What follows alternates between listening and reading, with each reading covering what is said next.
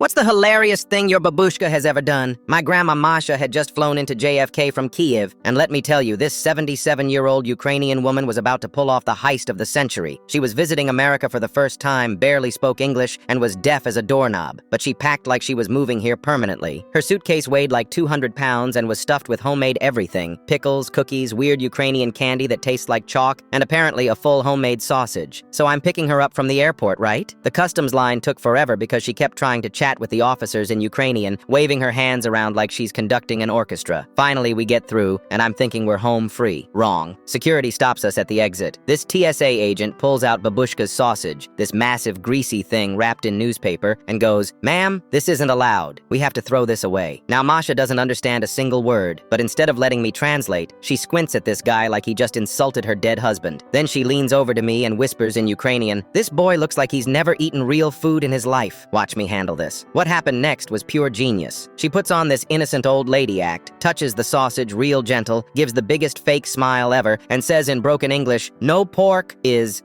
carrot." Then she actually winks at the guy, like straight up winks. I'm trying not to die laughing while this TSA agent is clearly not buying it. He goes, "No, meat in bag." Real slow like she's 5 years old. That's when babushka goes full theater mode. She opens her purse, pulls out this framed photo of my dead grandpa, and starts fake crying while speaking Ukrainian.